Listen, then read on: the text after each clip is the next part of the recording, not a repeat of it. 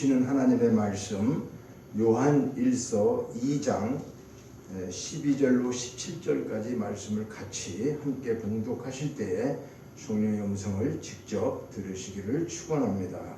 요한 1서 2장 12절로 17절까지 말씀을 같이 봉독합니다.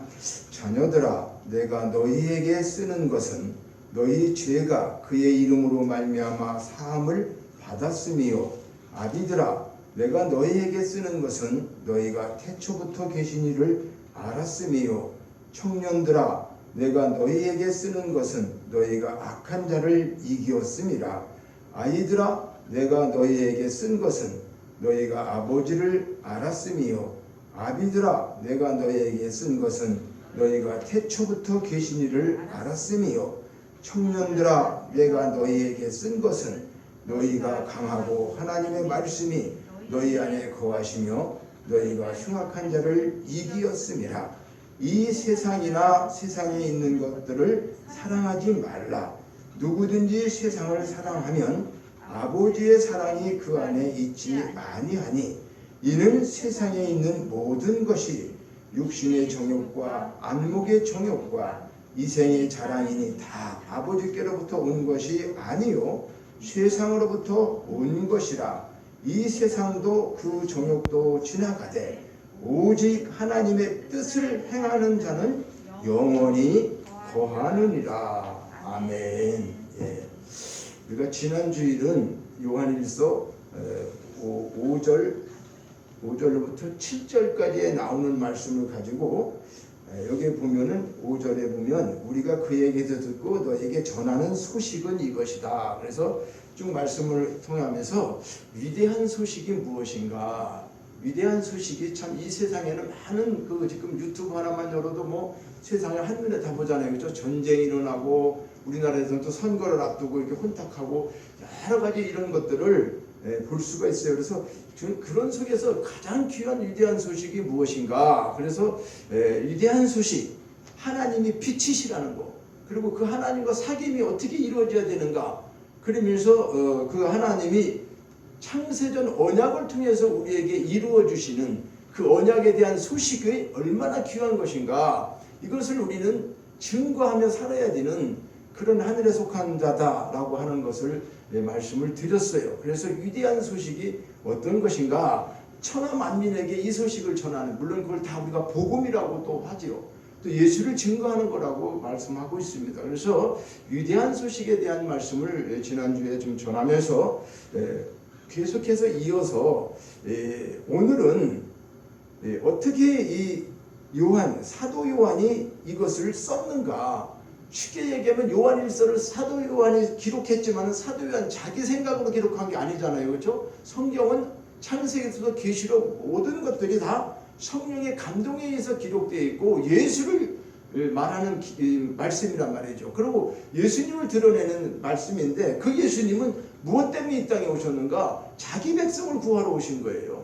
다 구하러 온 거 아니에요. 성경에 보면요, 안 믿는 사람들도 막 그런 게 아니라 하나님의 창세 이전에 이미 성립되어 있는 사람들이 있어요. 그게 자기 백성이에요. 그 백성들이 죄에 빠져 있고 죽음에 있기 때문에 그를 건지러 오신 거예요.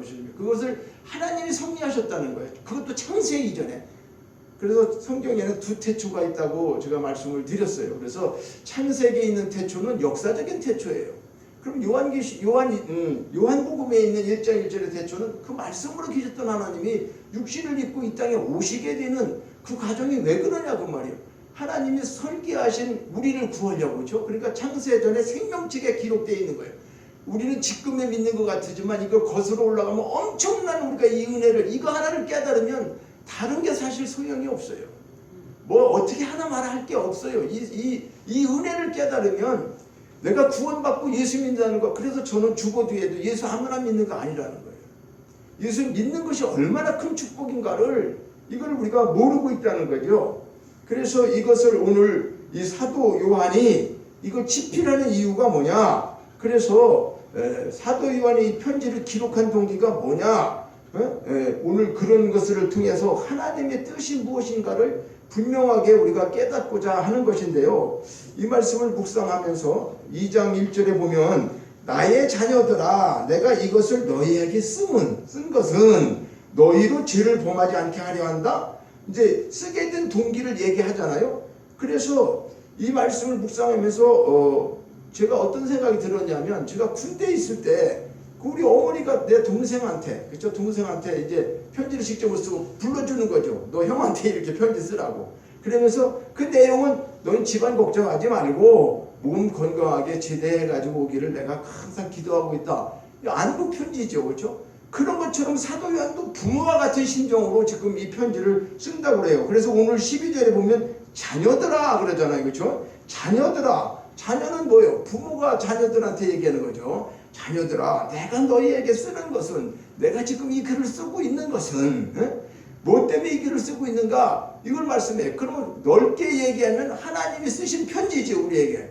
그런데 그러면 요한일서만 그러냐? 아니요. 성경 전체가 어떻게 보면, 넓게 보면 성경 전체를 너희에게 준 것은, 너희에게 쓴 것은 하나님이 우리의 부모가 되셨던, 우리 아버지가 되시니까 우리에게 쓰는 거예요. 그래 이건 사도 요한이 지금 자기가 편지를 쓰고 있는 것이지만 실질적으로 우리는 오늘 나에게 하나님이 주시는 편지로 이걸 봐야 되는 거죠. 그렇죠? 성경이라는 건 모든 걸 그렇게 봐야 돼요. 저것이 남의 얘기가 되면 무슨 소용이 있어요? 이스라엘 백성의 역사 얘기가 되면 뭔 소용이 있어요? 그러니까 오늘 나에게 이 말씀이 왜 이 시간에 이 편지에 대한 말씀을 드려야 되는가?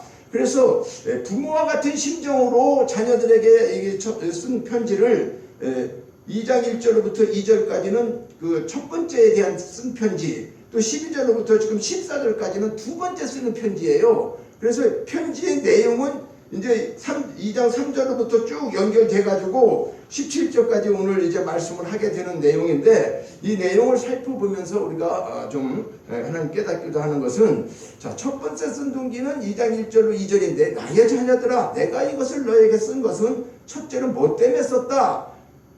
여기 보니까 너에게 범죄하지 않게 하기 위해서, 그러니까 죄를 짓지 않게 하기 위해서, 죄가 이렇게 하면 죄를 진다라고 하는 거, 죄를 범하지 않게 하기 위해서 썼다는 거죠. 목적이 내가 이것을 너희에게 쓴 것은 첫째 너희도 죄를 범하지 않게 하려 한다. 2장 1절에 나오는 게.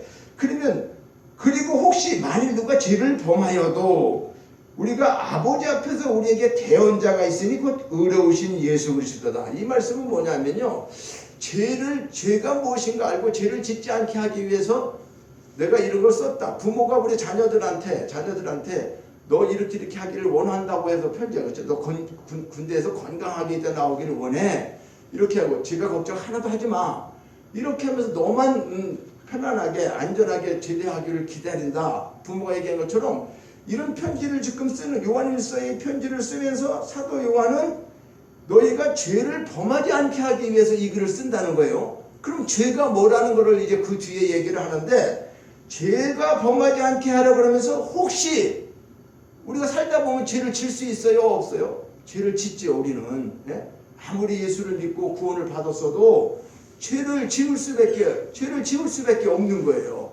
그래서 이 죄를 지을 수밖에 없는 우리 삶 속에서 혹시 너희가 죄를 지었다 하더라도 대언자가 되시는, 그러니까 변호사가 되시는, 그죠? 변호사가 같은 대언자라는 거죠. 의로우신 예수님이 있다는 것을 기억하라는 거예요. 이 예수님이 있으니까 예수님이 우리 죄를 다 어떻게 해요?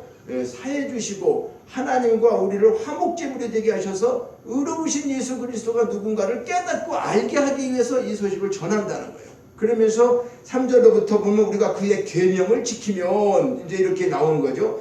계명을 지켜라, 그의 말씀을 지켜라, 뭐 이렇게 쭉 나오고 있어요. 그러면 우리가 사실 계명을 지킨다고 하지만은 이 계명을 다 지킬 수 있습니까? 하나님 말씀대로 살 수 있습니까? 이게 문제잖아요. 그렇죠? 그렇게 해야 되는 거 아는데 이게 안 되는 것이 무엇이냐? 무엇 때문에 이러는 것이냐? 그래서 혹시 그렇게 못 지킨다 하더라도 예수님이 너를 어떻게 했다는 거를, 이걸 너 못했으니까 넌 지옥 가야 돼, 이런 내용이 아닌 거예요. 그래서 이것을 이렇게 살아야 된다고 하는 본분을 말씀을 하고 있는 거예요. 그럼에도 불구하고 우리가 그렇게 살지 못하는 이 실정을 가지고 얘기하는데, 그래서 쭉 얘기 1절에서는 그렇게 계명 지켜라, 말씀을 지켜라, 그렇게 말씀하시다가 이제 12절로부터 14절까지 와서 두 번째 내가 이것을 쓰는 것은 하고 여기에는 6번씩이나 반복되는 게 있어요. 자녀들아 내게 너희에게 쓰는 것은, 이 글을 쓰는 것은, 두 번째는 내가 너희에게 쓴 것은, 또 너희에게 쓰는 것은. 그리고 여기 14절에 보면요 3번씩이나 강조하는 게 아이들아 내가 너희에게 쓴 것은 그러잖아요. 쓰는 것과 또 쓴 것은, 그렇죠? 쓰고 쓴 것, 쓴 것 이렇게 6번씩이나 이거를 지금 말하고 있어요. 그래서 이 말은 요한을 통해서 이 말씀을 쓰는 것은, 말씀을 쓴 것은 넓게 보면 요한을 통해서 요한일서를 썼지만은 더 크게 보면 이 성경을 쓰게 된 것은, 성경을 쓴 것은 오늘 우리에게 하나님이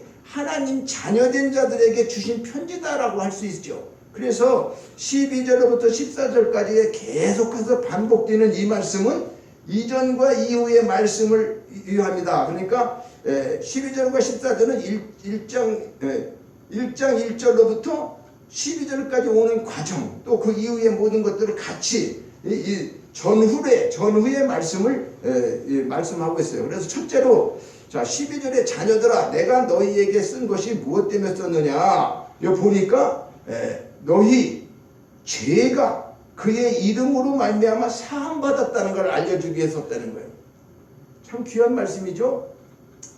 자 너희 죄가 그의 이름, 예수의 이름으로 사함받았다고 하는 것을 지금 알려주기 위해서 썼다는 거죠. 12절에 자녀들아 내가 너희에게 이 글을 쓰는 것은 너희 죄가, 우리가 죄인이라는 거죠. 그렇죠? 우리 사람은 죄인이 아닌 사람이 없어요. 너희 죄가 그의 이름으로 말미암아, 이름이 누구죠? 예수라는 이름이죠. 그렇죠? 예수의 이름으로 말미암아 사함을 받았다는 거예요. 죄 사함을 받는 데는 내 노력, 내 의 그런 것 가지고 내가 착하게 선하게 그런 거 가지고 사함 받을 수 있는 게 아니라는 사실이죠. 오직 예수의 이름으로만 사함 받았다는 거예요. 이것을 알게 하기 위해서 너희가 죄 사함 받는 것, 너희 죄가 예수의 이름으로 사함 받았어. 이걸 지금 말씀하고 있어요. 그래서 이것을 쓴 것은 예수 그리스도 말미암아 모든 죄가 사함 받다는 사실을 말하고 있고, 우리는 예수 그리스도로 말미암아 모든 죄 사함을 받았다는 사실을 확실하게 믿어야 됩니다. 이것이 믿음이에요.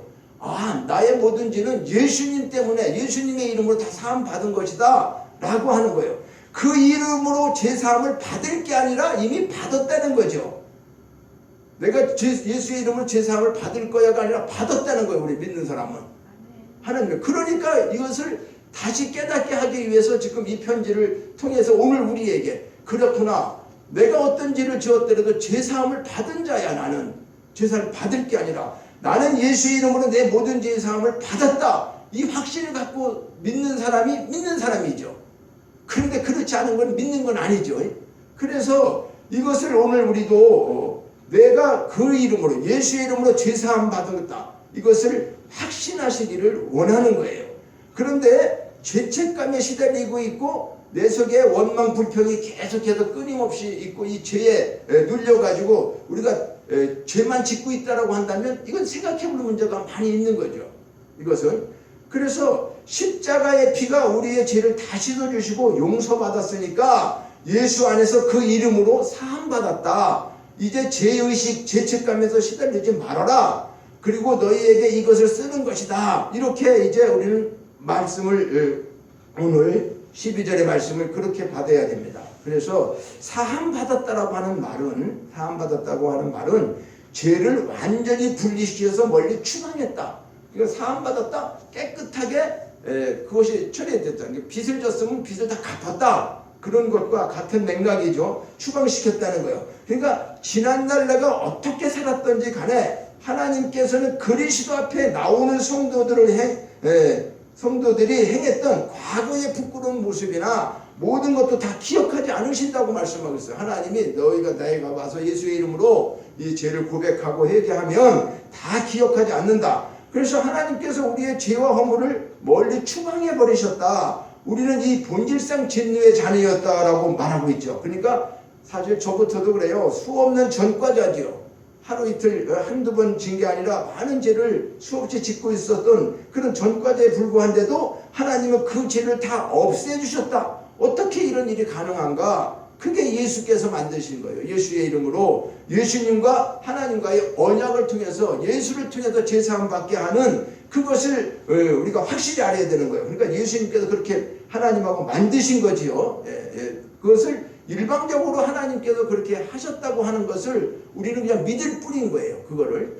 그래서 하나님은 예수의 이름을 믿는 자들에게 하나님의 자녀가 되는 권세를 주셨죠. 그렇죠? 이것을 그러니까 예수를 영접하는 자, 예수를 믿는 자, 그들에게 하나님 자녀가 되는 권세를 주셨어요. 그래서 천하 인간에게는 구원받을 수 있는 다른 이름을 주신 적이 없다. 이렇게 말씀하고 있죠. 사도행전 4장 12절에.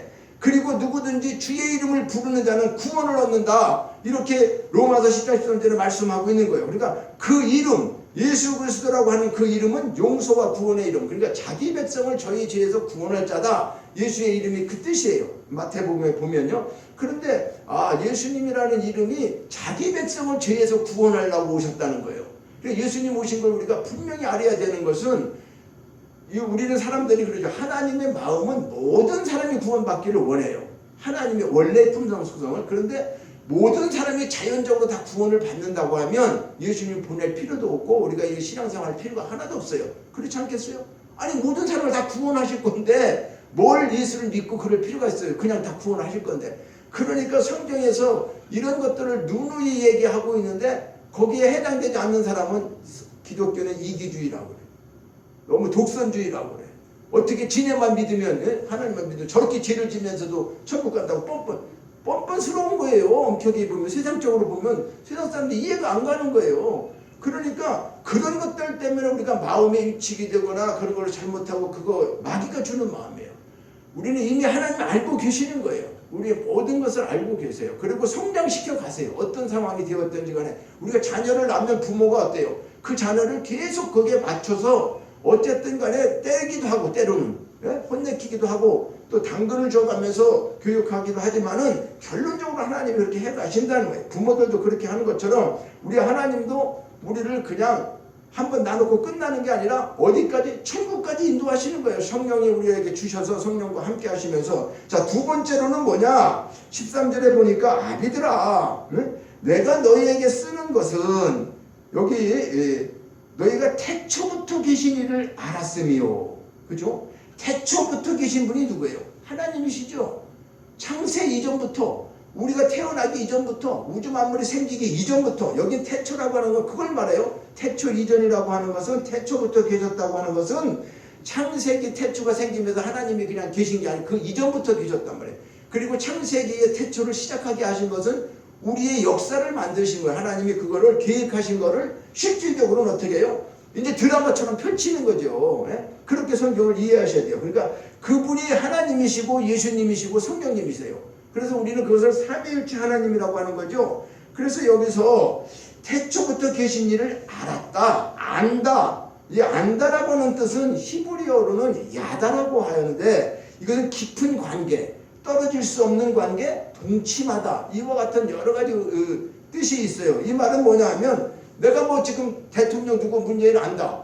그럼 우리가 대통령이 누구라는 걸 알지만 그 사람하고 나하고 관계 속으로 아는 거 아니잖아요. 그렇죠? 예를 들자면 그분이 나를 알지도 못하는데 나는 안다고 할 수 일방적으로. 그러니까 이 실제로 안다는 것은 뭐예요? 체험하고 경험하고 부부가 관계를 갖고 생활하는 그런 것을 말하고 있어요. 그러니까 태초부터 하나님을 알았다고 하는 것은 우리가 그렇게 하나님과 어떻게 해요? 관계 속에서 이거지. 하나님이 계셨대. 예수님이 있대. 그분이 누구한테. 이렇게 아는 게 아니라 실제로 내가 그분과. 그래서 이것은 계시록에 가면 우리를 뭐라고 그래요? 신부라고 그러잖아요. 그렇죠? 네, 교회 다니는 교회를 우리 교회 우리 성도들을 다 신부라고 지칭하는 이유가 뭐냐? 마지막에는 결과적으로 예수님이 신랑돼서 오시는 거예요. 우리 모두는 다 신부가 되어져서 그분과 결혼하는 거예요. 천국에. 천국 잔치가 뭐냐? 올라가서 그리고 거기에 우리가 이제 세상적으로 얘기하는 건 아니지만 하나님 아버지 되신 하나님이 계시면서 우리를 그렇게 창세전에 계획하셔서 예수님 그죠? 예, 믿게 하시고 우리는 알지 못하잖아요. 예수를 내가 정말 생각해서 믿는 사람이 있었어요?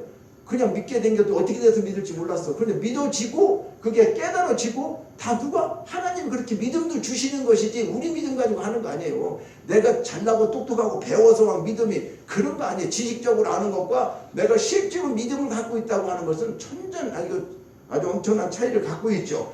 그러니까 태초부터 이 사실을 우리가 기억하고 안다는 것은 엄청난 중요한 사실이라는 거예요. 그러니까 너희에게 이것을 쓰는 건 너희가 태초부터 계신 이를 아는 사람에게 이 편지가 중요한 거잖아요. 그렇죠? 아니 이걸 예수를 구원받지 못한 사람은 이 말이 무슨 말인지 모르는 소용이 없어요. 그런데 이것은 자기가 택한 백성 하나님의 자녀 되는 사람들이 이 편지를 받고 읽으면 아이고 하나님 나한테 이 말씀하시는 거구나. 뭐라고? 내가 죄사함 받게 된 것이 예수님 때문에 죄사함 받은 거네. 예수님의 이름으로 나는 죽었던 자네. 그렇죠? 그래서 에베소에서도 보면 허물과 죄로 이미 죽었던 자라고 우리는 말씀하고 있잖아요. 그런데 그걸 살려주셔서 깨닫게 해주시고 알게 하니까 오늘날 우리가 예수 믿는 거죠. 내가 어떻게 스스로 믿은 게 아니라 그 말이에요. 그래서 하나님을 믿는데 우리가 정말로 하나님을 떠난 적이 없느냐 그 말이에요. 아니에요. 저는 하나님을 떠난 적도 있었어요. 개인적으로는 예수님 믿는다고 하면서도 아버님이 돌아가시고 그렇게 열심히 믿었던 간증 다 했으면 끝이 없지만은 요약하면은 그 아무도 안 믿었던 집안에서 제가 믿고 초등학교 5학년 때 하나님 믿으면서 믿지 않는 부모님을 다 구원시키고 집사님 권사님이 되셨지만 그 아버님이 이제 여의치 않게 그렇게 잘 믿으셨는데 5년 동안 집사님이 되시고 정말로 본이 되시는 믿음 생활을 이렇게 하셨는데 이제 암으로 돌아가시게 되는 과정 속에서 제가 그 청년 때니까 그 아버지를 어머니하고 기도원에 가서 3개월이고 4개월이고 작정 기도도 하고 또 정말 어떤 때는 서원 기도도 하면서 히스기야 왕을 생명을 15년 연장해주는데 5년 만이라도 연장해달라고 하는 그런 것들을 가지고 이제 기도하는 중에 기도가 기도대로 안 이루어질 거예요. 의사는 6개월, 나는 5년. 근데 실제적으로 1년 한 반 정도 더 사시다가 돌아가시고 이게 진짜 하나님 뭘까? 그때는 이제 젊을 때니까 믿음이 그렇게 물론 있다 하더라도 순수한 믿음이었었지만 하나님을 이렇게 체험적으로 많이 만났던 게 아니니까 하나님이 안 계신 것 같은 생각이 들어요. 아니 그거 사람도 저렇게 안 할 것 같아. 병드는 사람도 고쳐주셔야지. 그 동네에서 전부 다 지금 그러지 않아도 다 부흥이 되고 믿고 있는데 아니 그 종종 집안에서 아버지가 예수 믿는다는 건 기적이었거든. 전혀 안 됐거든. 우리는. 제가 믿는 것도 힘들었는데 그렇게 따돌림을 받고 당숙이나 작은아버지 이런 사람들 그러면서도 60평생 들어오시고 술 담배를 하루아침에 끊으시고 완벽하게 교회로 돌아와서 우리 이제 내 동생 둘하고 제가 시골에서 중학교까지 다닐 때는 이제 그렇게 하다가 제가 시내로 나오게 되었지만 객지생을 나와서 공부도 하게 됐는데 그런 여러 가지 실증을 가지고 있단 말이죠. 그러니까 그렇게 했을 때 좀 떠났었어요 제가. 그래서 이건 뭐야 하나님이. 그래서 그렇게 주일학교 때부터 열심히 믿어왔던 신앙이 한 번은 무너지기 시작하면서 젊을 때 이제 놀러도 다니고 술도 먹게 되고 막 이렇게 또 어느 정도 살아서 하나님 없는 것처럼. 그런데 그것이 또 어느 시점에 가니까 군대 가서 깨닫게 된 거예요. 군대 가서 내 맘대로 안 되고 특전사를 제가 하나님 이렇게 기술병으로 갔는데도 공수부대 지원도 안 했는데 공수부대를 가게 되고 이런 훈련을 겪으면서 도대체 이게 또 뭘까 하고 많은 걸 깨달으면서 여기까지 왔는데 어쨌든 간에 제가 말씀하는 거 하나님을 떠났었다 그 말이에요. 저도. 그런데 하나님은 떠나느냐? 아니더라는 거예요. 그렇게 제가 그런 짓을 하고 다니고 나쁜 짓을 다 하고 있어도 그 5학년 때 하나님을 만났지만 내가 죄 짓는 자리에 있었고 하나님을 원망하고 그런 일이 있었어도 하나님은 나를 어떻게 버리거나 떠나지 않으셨다는 거예요. 그러니까 부족한 제가 오늘날도 이렇게 목사가 되어서 부족하지만 하나님의 말씀을 전할 수 있는 자로 만들어주신 것은 이게 얼마나 귀한 일인지 모르는 거예요. 처음에는 참 그걸 몰랐어요. 때로는 하나님 정확한 걸 알지 못해서 제가 그렇게 떠나기도 했었다라고 하는 걸 합니다. 그러나 우리 하나님은 떠나지 않고 나를 어떻게 해요? 끝까지 우리 믿음의 사람들을 어떻게 해요? 지키시는데 어떻게 지키시냐? 시편 121편 4절과 8절에 보면 이스라엘을 지키시는 졸지도 주무시지도 아니하시리로다. 여호와는 너를 지키시느니라. 네 우편에 그늘 대신에 낮에 해가 너를 상치 아니하며 밤의 달도 너를 해치지 아니하리라. 모든 환난을 면케하시며 네 영혼을 지키시며 여호와께서 너의 출입을 지금부터 영원까지 지키신다. 아니 이렇게 지키신다고 확실하게 말씀하고 있잖아요. 이건 사람의 언약이 아니죠. 하나님께서.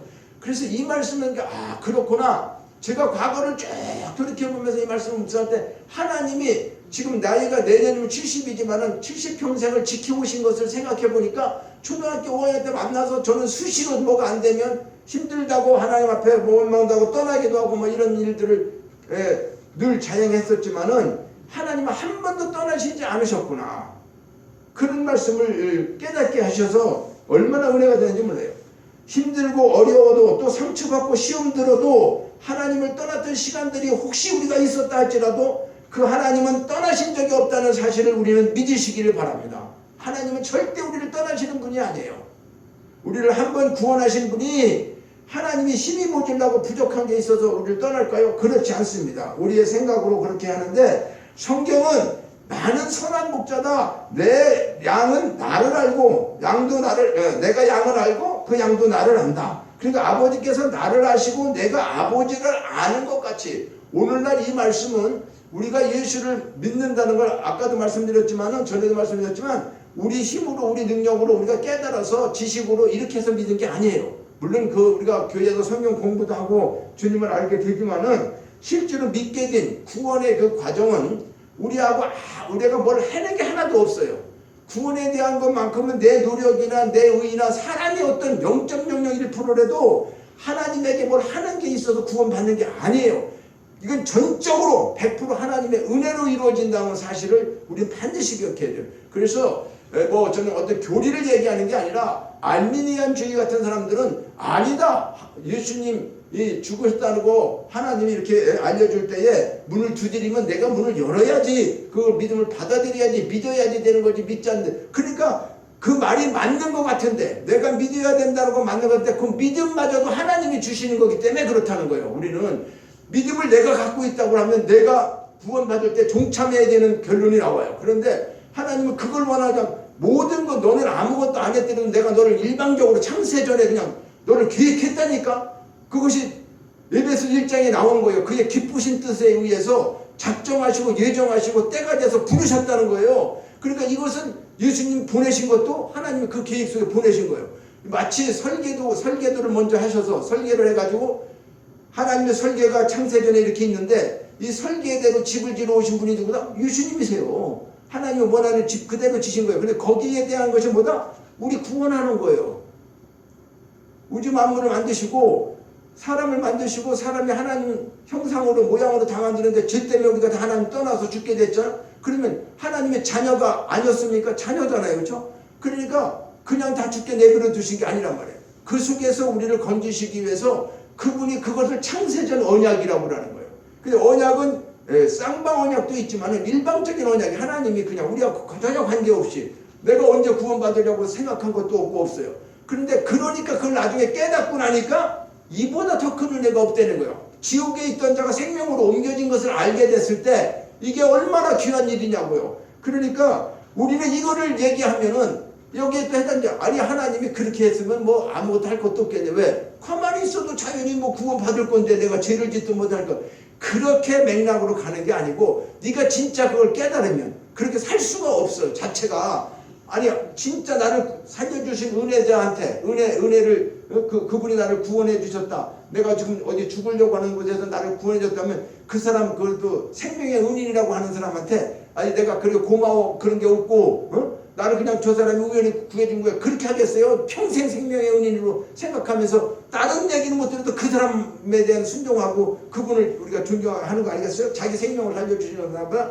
그러니까 이런 모든 것들을 우리가 통해 가지고 구원에 대한 것만큼은 창세 이전에 하나님께서 이렇게 하셨다는 거 그걸 믿기 위해서 지금 뭐라는 거이 글을 쓴다는 거예요. 태초부터 계신 이를 너희가 제대로 알기를 원한다 이런 말씀이죠. 세 번째는 13절에 이제 청년들아 내가 너에게 이것을 쓰는 것은 악한 자를 이기었다. 자, 악한 자를 이기었다는 거 악한 게 뭐예요? 악한 것은 죄를 짓게 하는 마귀 사탄을 얘기해요. 마귀 사단 마귀 귀신 그렇죠? 이 죄 우리가 예수 믿으려고 하면 회방하고 있는 것들 있잖아요. 그렇죠? 그것이 물론 이제 원수가 이제 우리는 사람이 아니죠. 마귀 사탄이 하나님을 대적하고 아담과 하와를 죄짓게 하고 그리고 난 다음에 끝까지 하나님의 백성들 하나님 구원받은 우리도 어떻게 해요? 내비두지 않고 계속해서 지금 어떻게 해요? 마귀는 우리를 악하게 만들려고 그랬죠. 그래갖고 지옥으로 자기들은 마귀는 지옥으로 끌고 가려고 하는 거죠. 그러니까 우리가 예수 믿는다는 것은 내가 악한 자를 이길 수 있는 힘이 있는 건 아니에요. 그럼 누가 이겼다는 거예요? 예수 그리스도. 그분이 이미 마귀 사탄을 다 십자가에서 다 이기신 거죠. 그렇죠? 그걸로 다 이루셨다 그렇게 했단 말이에요. 그러니까 그분을 믿게 되면은 우리가 내 힘으로 악한 자를 이기는 게 아니라 악한 자를 너는 이길 사람이 된 거야. 너는 의로운 사람이 된 거야. 내가 의인은 아니에요. 너 의롭다고 하나님이 인정해 주시는 거야. 그러니까 우리는 칭의라고 하는 이것을 착각을 하면 안 돼요. 내가 올바르게 살아야 되는 건 맞아요. 그러나 내가 이 땅에 살면서 의롭게 살고 말씀대로 살고 율법대로, 오늘날 쉽게 얘기해서 이것이 참 교회 안에서 어떤 문제가 되냐면, 성화가 되어지는 과정은 맞는데 성화가 내 의가 돼가지고는 문제가 생기는 거예요. 성화주의자처럼, 율법주의자처럼. 이것은 뭐냐면, 이거 조금 잘못하면 교회 다니는데 너 기도도 안 하냐? 새벽 기도도 안 하냐? 뭐 이게 잣대가 기준이 돼가지고 율법처럼 자기가 성화된 거를 예를 들어서 감사함으로 성화가 되는 게 아니라, 이 어떤 성화에 대한 잘못을 생각하게 되면 자기 의가 나와서 자기는 이렇게 살고 있다라고 하는 거. 그러니까 바리새인과 이런 사람들이 왜 그렇게 된 거예요? 실질적으로 주님은 지금 말씀하시기를 우리는 이미 포기하라는 게 아니라 진리를 깨달아야 되는 건 뭐냐면, 말씀대로 100% 살 수 있는 것은 없어요. 이 땅에서 죄 안 지고 살 수 있는 방법이 없어요. 자, 이것은 그럼 뭐냐? 로마서에 가도 사도 바울이 그렇게 얘기하는 게 죄의 법이라는 게 있구나. 이 죄의 법 때문에 그럼 사도 바울이 그때는 성령이 약한 사람이 아니에요. 믿음이 가장 출중했을 때 다 깨닫고 했을 때 사도 바울이 희한하네. 그 하나님 말씀대로 살고 싶은데 이걸 살지 못하게 하는 또 다른 마음이 있구나. 그래서 그 사람이 깨달아 보니까 두 가지 법이 있구나. 하나님의 법이 있고 마귀가 가져오는 죄의 법도 있구나. 그래서 사람의 마음의 법은 하나님의 뜻대로 살고 싶은데, 저나 여러분이나 하나님 뜻대로 살고 싶지 않은 사람이 어디 있어요? 예수 믿고. 그런데 이게 왜 그렇게 안 될까? 마귀가 이렇게 죄의 법을 이용해서 우리를 하는구나. 나같이 이거 곤고해서, 이 곤고한 것에서 이 사망의 몸, 사망이라는 건 뭐예요? 죄를 지면 죄의 싹은 사망이잖아요. 그렇죠? 그러니까 죄에서 해결되지 못하기 때문에 내 몸이나 이런 것들이 사망에 처한다고 하는 걸, 이걸 하면서 이 곤고한 사망의 몸에서 누가 나를 건져낼 수가 있을까? 그렇게 고민하면서 했을 때 로마서 8장이 정답을 알게 된 거잖아요. 그렇죠? 그리스도 안에 있기만 하면 생명의 성령의 법이 와갖고 죄의 사망의 법을 이기는구나. 내 의지로 이긴다는 거예요? 내 노력으로 이긴다는 거예요? 아니죠. 우리는 그렇게 우리 힘으로다가, 그런 사람들은 종교인이 되는 거죠. 뭐 내가 빌어서, 내가 또 막 그 성화되기 위해서 막 20일, 40일도 금식하고 그런 게 나쁘다는 게 아니라, 그거 가지고 우리가 다 죄를 이기고 악한 것을 이길 수 있는 방법이 아니라는 거예요. 실질적으로. 그럼 뭐가 하냐?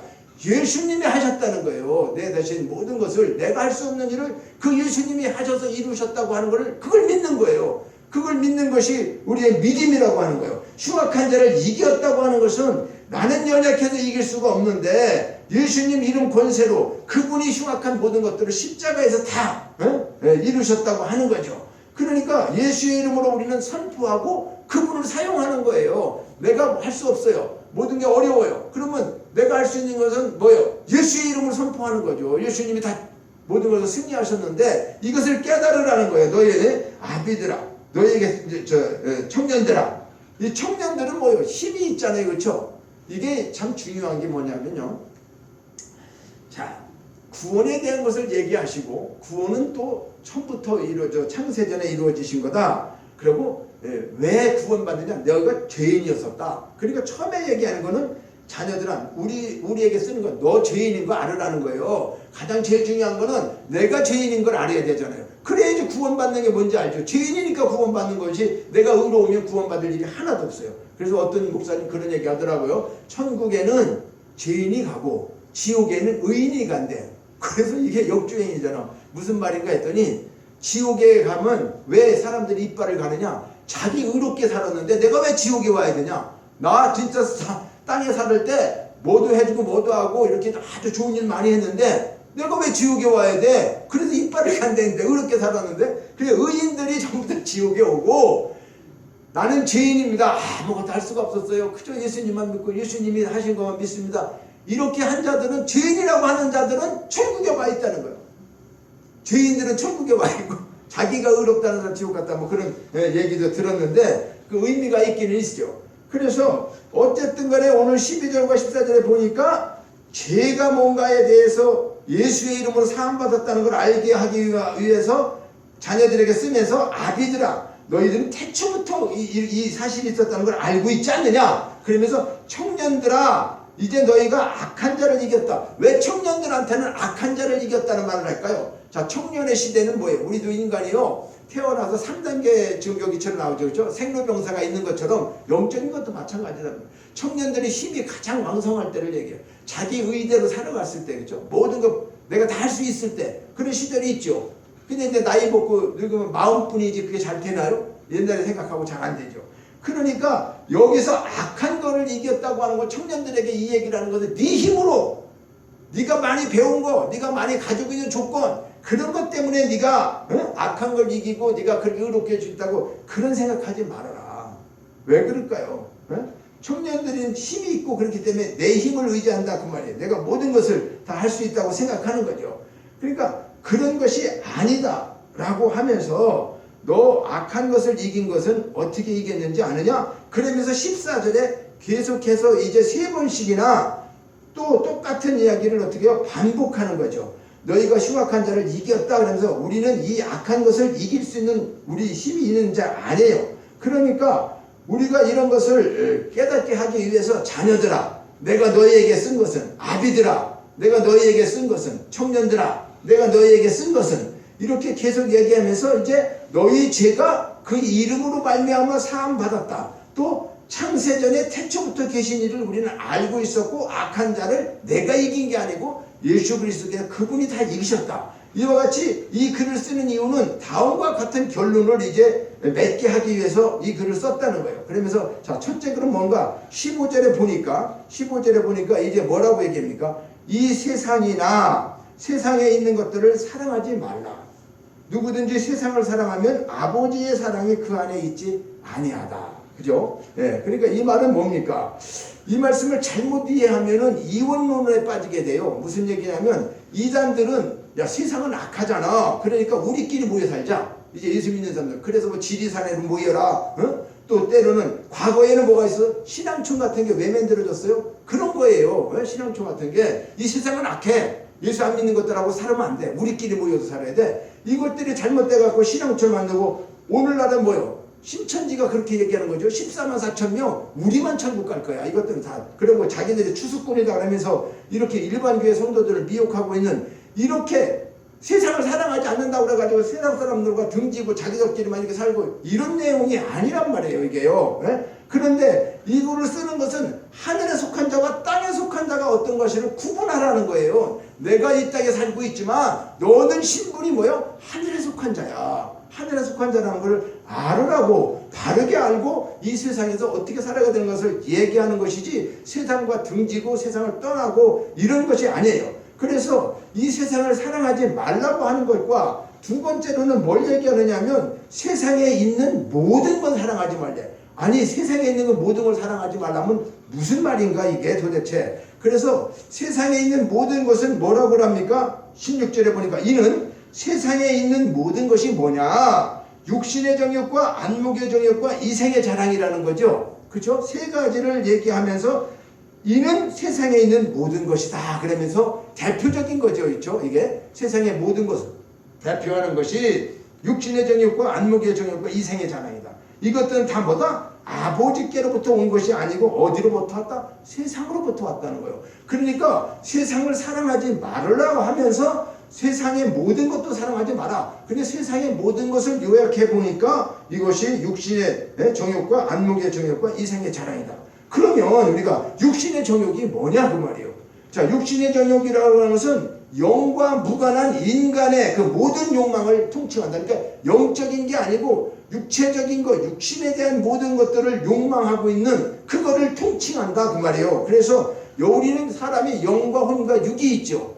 우리 사람을 만들 때 영혼 육이 있는데 영에 대한 것은 생각하지 않고 육체적인 모든 것에 대해서 그러니까 인간이 자신의 육신에 필요한 생필품을 얻고자 노력하는 것은 악한 일인가 아닌가? 악한 일이 아니죠. 내가 육신이 필요한 것을 얻기 위해서 일하거나 그 일을 그 생필품을 얻고자 노력하는 게 악한 일이냐? 아니에요. 그것이 악한 것이 아니래요. 하나님께서는 인간을 창조하시면서도 어떻게 했어요?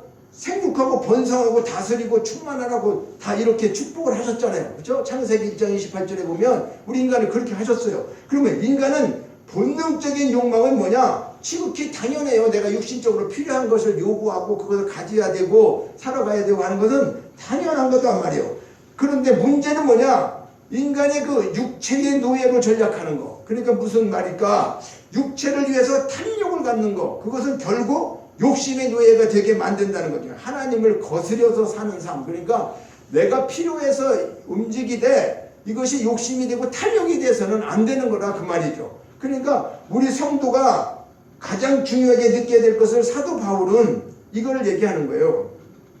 우리가 본능은 있다. 본능은 아는데 그러나 탐욕이 돼가지고 욕심의 노예가 돼서는 안 되는 거야. 그러면서 에베소서 2장 3절에 전에는 우리도 다 그 가운데서 우리의 육체의 욕심을 따라 지내면서 육체와 마음이 원하는 것을 했지 않았느냐? 그런데 다른 이들과 같이 우리도 본질상 진노의 자녀였다. 우리가 이 세상에 태어나서 예수 믿기 전에는 그저 뭐 세상 게 최고니까 그렇게 똑같이 살았던 사람들 아니냐 그 말이죠. 그런데 이제는 영혼을 거스려 싸우는 육체의 정욕을 제어해야 되는 거야. 이렇게 하면서 베드로전서 2장 11절에 말씀하고 있어요. 누가? 사도 바울이 이제 영혼을 거스려 싸우는 육체의 정욕을 제어해야 돼요. 과거에는 그랬는데 그럼 여기서 육체의 정욕을 어떻게 싹 없애야 돼? 이렇게 하지 않고 제어해야 된다고 그래. 제어라고 하는 게 뭘까? 자, 우리가 육체의 정욕 근본까지도 다 없앨 수 있습니까? 본능을 없앨 수가 없어요.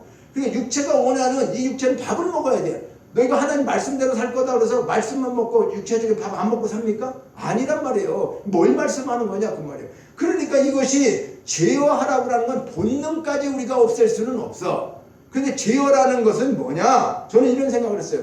차가 달릴 때 브레이크를 밟잖아요. 그렇죠? 브레이크를 밟는다고 하는 것은 제동을 하는 걸 말하는 거였어요. 그러니까 내가 만약에 무슨 생각에 온통 빠져가지고 육신적인 것만 막 노력하고 할 때 너 그렇게 하면 그 본능이 이끌려서 하더라도 그때 어떻게 된다는 거? 제어야. 브레이크를 밟아야 된다는 거예요. 깨닫고 그렇죠? 그러면 그 앞으로 더 가지 않잖아요. 그렇죠? 없어진 건 아니에요.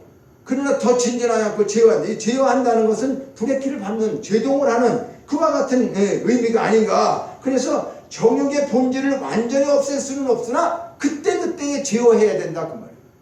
그래서 이 말씀은 우리가 육신의 정욕으로 살아가는 자체, 육신의 정욕 자체를 제라고 하는 게 아니고 이것이 이제 어떤 것이 육신의 정욕이 되냐? 탐심과 또 그 욕심 이런 것들로 인해 가지고 하나님 앞에 거스리면서 사는 그것만을 위해서 사는 노예처럼 사는 내가 내 육체를 위해서 그렇게 하는 그런 것들을 제어하라는 거죠. 두 번째 그러면 안목의 정욕은 뭐냐? 안목의 정욕. 자, 인간의 눈에 보이지 않는 영원한 것을 쫓는 것보다 일시적이고 눈에 요구하는 것만 우리는 가지려고 하는 게 당연하다. 자, 이 말은 뭐냐면 내 눈에 보이지 않아요. 천국이나 뭐 그런 거 다 안 보여. 지금 눈에 보이는 거는 잘 살고 못 살고 세상에서 잘 나가고 이런 것만 눈에 보여. 그죠? 눈으로 우리가 볼 수 있는 건. 그러니까 이것이 일시적인 눈이 요구하는 것. 그러니까 눈으로 본다고 하는 것은 보암직한 것을 말하는데 인간의 가치 판단이 거의 눈에 의해서 자유돼요. 사람을 우리가 그래도 외모로 보지 말라고 그랬는데도 그래도 외모를 보게 되잖아요. 저 사람은 옷도 뭐 멋있는 거 입고 있네. 차도 좋은 거 타고 다니네. 좋은 집에 사네. 저 사람은 뭐 권력도 있네. 이런 모든 것들을 우리는 사실을 눈으로 보고 그 사물을 보고 때로는 아름다웠게 느끼기도 하고 이걸 갖고 싶어하는 그런 마음도 일어나는 것은 이건 죄가 아닌 거죠. 실질적으로 사람이 본능이니까. 그런데 이 감정에 지나쳐서 하나님의 뜻을 어긋날 때에 이게 안목의 정욕이 된다는 거예요. 자, 예를 들면 하와가 선악과를 그전 때도 늘 봤잖아요. 그렇죠? 그런데 왜 마귀랑 얘기하고 난 다음에 보암직하고 먹은 육하고 그랬냐 그 말이에요. 자, 이 말은 뭐냐면 우리는 본능적으로 눈으로 보는 것들을 갖고 싶어 하기도 해요. 좋은 거 그렇죠? 그 욕심이 본능적인데 어떻게 해서 그게 나쁜 건 아니다. 그런데 그게 이제 죄로다가 발전할 수 있는 거. 자, 이 성경에 그런 거죠. 다윗이 말이죠. 밧세바가 목욕하는 걸 봤어요. 목욕하는 거 볼 수 있잖아요. 그런데 거기서 지금 어떻게 된 거예요? 더 진행되니까, 그죠? 진행되니까 범죄에 이르게 되는 거잖아요, 그죠? 그러니까 우리는 욕심이 잉태한 즉 죄를 낳고 죄가 장성한 즉 사망을 낳는다. 그러니까 욕심이 잉태했을 때 해야 되는 일이 뭘까? 유산시키는 거지. 제어시키는 거와 마찬가지로, 육신의 정욕을 제어시키는 거와 마찬가지로 안목의 정욕도 유산시키는 거다. 그 말. 내 마음속에 어떤 죄가 품어 들어오고 그런 것들이 왔을 때. 그래서 이것을 저는 그렇게 생각하는 거예요. 죄가 장성하지 못하게 하는 것은 이건 임신했을 때 유산시키는 것처럼 그래야 되는구나, 마음속에서. 그런 것들을 안목의 정욕을 주는 거죠. 마지막 세 번째 이생의 자랑이 뭘까? 이생의 자랑이라는 것은 자기 소유를 자랑하는 거예요. 자, 눈으로 보이는 거를 갖다가 이제 지나치면 죄가 됐다 그랬죠. 그럼 이생의 자랑은 내가 갖고 있는 모든 조건들, 이런 걸 이제, 사람은 누구나 갖고 싶어 하는 게 부귀영화고 다 그래요. 권세나 이런 거. 그런데 그런 소유물을 자랑하는 것이 이생의 자랑인데, 그걸 하고 싶어서 사람들이 산다니까. 나 이렇게 출세했어. 지금 어때요? 정치하면서 이렇게 보니까 참 기도 안 막히는 일을 지금 우리가 겪고 있어요. 그죠? 참 우리나라가 참 어떻게 될지, 이거 하나님이 도와주지 않으면 이건 참 누가 대통령이 되든지 이거 끝나는 일이 아니란 말이에요. 너무나 진짜 기가 막힌 그런 속에서 우리가 이게 참 안타까운 일이에요. 실질적으로 누가 됐든지 간에. 그래서 뭐 선거 얘기하고자 하는 건 아닌데, 자기들의 먼저 그걸 돌아보지 않는다는 거예요, 지금. 모든 사람들이. 그리고 그저 지금 우리가 이 세상 속에서는 어떻게 해요? 부귀영화하고 출세하는 거, 그것만을, 그냥 권력 잡는 것만을 원하고 있죠. 근데 성경은 뭐라고 합니까? 누가복음 12장 13절과 21절에